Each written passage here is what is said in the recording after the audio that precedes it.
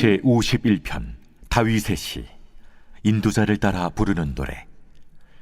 다윗이 밧세바와 동침한 후 선지자 나단이 그에게 왔을 때,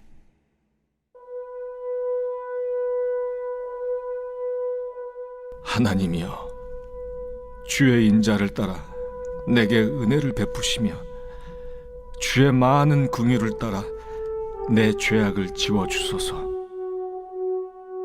나의 죄악을 말갛게 씻으시며 나의 죄를 깨끗이 제하소서.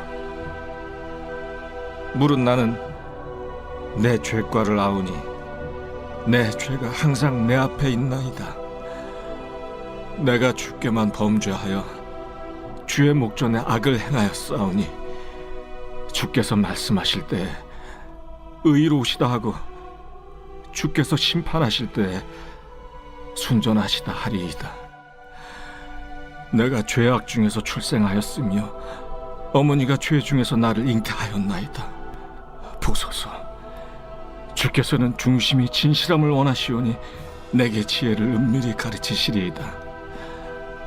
우슬초로 나를 정결하게 하소서. 내가 정하리이다.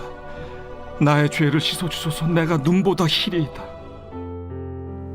샬롬, 주의 은혜와 사랑이 오늘도 하늘 양식과 함께 새로운 날을 시작하시는 모든 분들에게 넘치시길 간절히 소망합니다.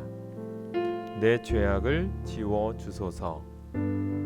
오늘 말씀은 하나님 앞에서 자신의 죄를 고백하며 회개하는 내용입니다.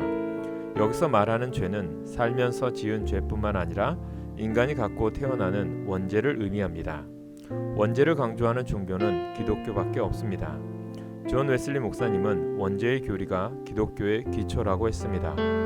기독교에서 말하는 구원은 인간이 죄인이라는 사실을 전제하기 때문입니다. 인간이 죄인이라는 사실은 인간 스스로의 능력으로는 결코 자기 죄를 해결할 수 없음을 말합니다. 오늘 본문의 시편 기자가 하나님께 죄를 씻어 달라고 간구하는 이유가 여기에 있습니다. 왜 하나님만이 인간의 죄를 씻어 주실 수 있을까요? 하나님이 인간의 창조자 곧 주인이시기 때문입니다. 그래서 마르틴 루터는 우리 밖에서 우리를 위해서라고 강조했습니다.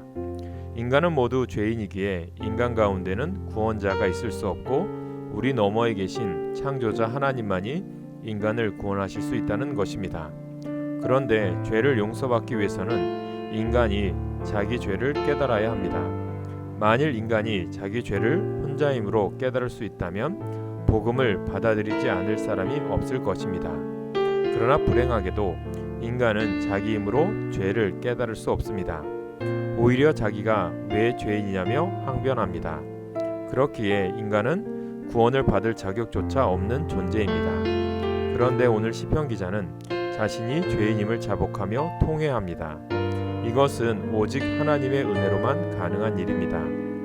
은혜 안에서만 인간은 자신의 죄를 깨닫고 회개할 수 있습니다. 우리는 이미 죄를 깨닫고 회개하여 하나님의 자녀가 되었습니다. 하지만 우리는 더 큰 은혜, 곧 은혜 위에 은혜로 나아가야 합니다. 이것은 예수님이 말씀하신 온전케 되는 은혜입니다. 마태복음 5장 48절에 보면 하늘에 계신 너희 아버지의 온전하심과 같이 너희도 온전하라. 구원받은 우리의 목표, 곧 온전해지기 위해서는 우리 안에 남아있는 죄의 쓴뿌리를 제거해야 합니다. 그러므로 우리는 시편 기자처럼 지속적으로 내 죄를 지워주소서 라고 간구해야 합니다. 그럴 때 하나님의 더 크고 넓고 깊은 은혜를 체험할 수 있습니다.